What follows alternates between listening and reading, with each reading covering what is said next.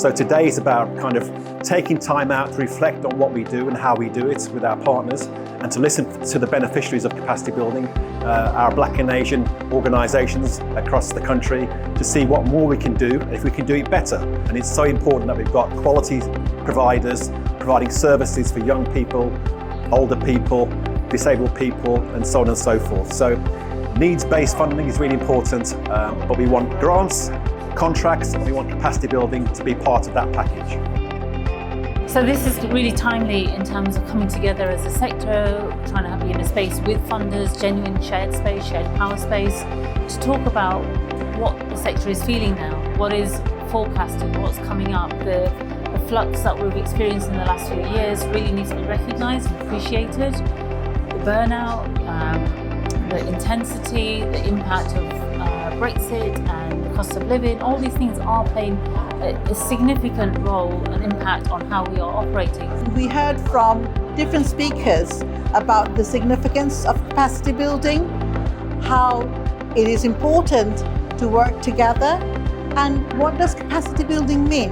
I'm hopeful that in the future, all the 4 organisations and more, we can come together and address and tackle issues that impacts our BME VCS sector.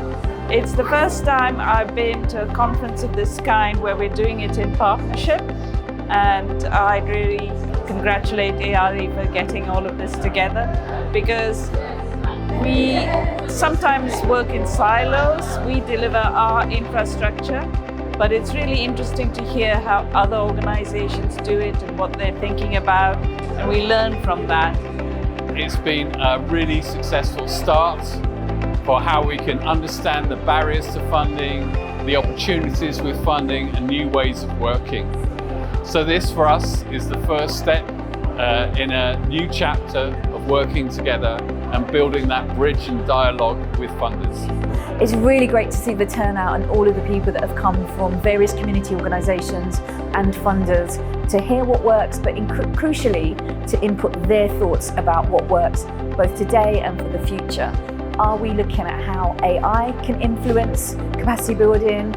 Are we really looking at how we can realign power from funders into community-based organisations? So we're hoping that all of these things get discussed and answered, and looking to get some solutions that we can put forward to funders and community organisations.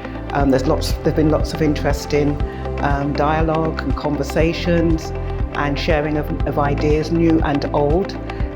Despite the challenges that we face, whether it's funding or whether it's staffing capacity, the level of commitment, tenacity, and willingness to work and support the developer sector despite the odds, I think it's truly inspirational. So this session today has been really informative. There's a lot that we're taking back to us, to our organisation in Nottingham, and we're hoping forward to continue our work with organisations such as ARE and the rest that have come here together.